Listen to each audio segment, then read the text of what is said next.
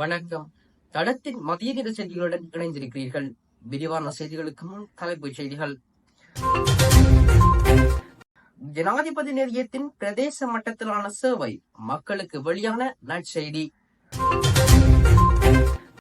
அஸ்வசும நிவாரணங்களை பெறும் குடும்பங்களுக்கு வெளியான மகிழ்ச்சி தகவல்.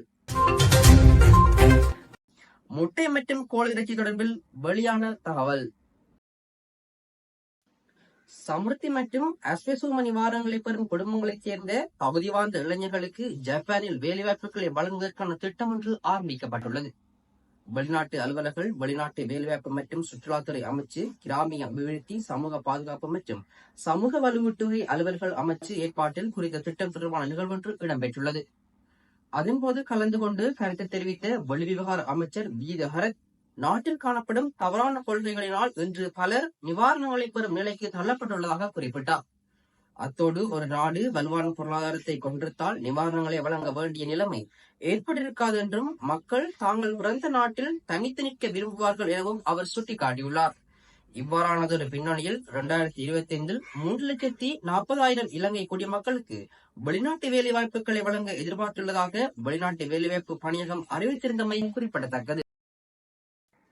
நாட்டின் தேவைகளுக்கேற்ப முட்டை மற்றும் கோழி உற்பத்தியை அதிகரிக்க நடவடிக்கை எடுக்கப்பட்டுள்ளதாக இலங்கை கால்நடை உற்பத்தியாளர்கள் சங்க தலைவர் அஜித் குணசேகர தெரிவித்தார். இதன் விளைவாக நுகர்வோர் நியாயமான விலையில் முட்டை மற்றும் கோழி இறைச்சியை பெற்றுக் கொள்ள முடியும் என அவர் கூறியுள்ளார். அத்துடன் நாளாந்த கோழி இறைச்சி விற்பனை 100 மெட்ரிக் டன்களினால் குறைந்துள்ளதாகவும் அவர் குறிப்பிட்டுள்ளார்.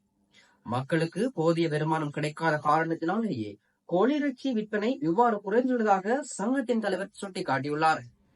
மேலும் கோழி இறைச்சிக்கான தேவை குறைந்துள்ளதால் உறைந்த கோழி விலை கிலோ 800 ரூபாவாக குறைந்துள்ளதுடன் முட்டையொன்றின் விலை 30 முதல் 33 ரூபாய் வரை குறைந்துள்ளதாக சங்க தலைவர் தெரிவித்துள்ளார்.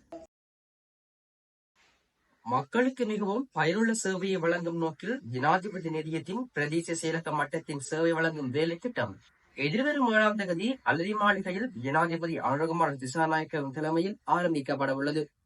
இதன்படி கொழும்பில் மாத்திரம் மட்டுப்படுத்தப்பட்ட ஜனாதிபதி நிதிய அலுவலகத்தின் சேவைகளை நாடளாவிய ரீதியில் உள்ள 361 பிரதேச செயலக அலுவலகங்களிலும் வழங்க திட்டமிடப்பட்டுள்ளது. 5 பிரதேச செயலகங்கள் தெரிவு செய்யப்பட்டு இது தொடர்பில் முன்னோடி திட்டம் முன்னெடுக்கப்பட்டுள்ளதுடன் எதிர்வரும் 7ஆம் தேதி முதல் இத்திட்டத்தை நாடளாவிய ரீதியில் நடைமுறைப்படுத்த திட்டமிடப்பட்டுள்ளது. ஜனாதிபதி நிதியம் தொடர்பில் பிரதேச செயலர்களுக்கு அறிவிக்கும் வகையில் இன்று ஜனாதிபதி அலுவலகத்தில் இடம்பெற்ற இணையம் மூலமான கலந்துரையாடலின் போது இந்த தகவல் வெளியிடப்பட்டுள்ளது.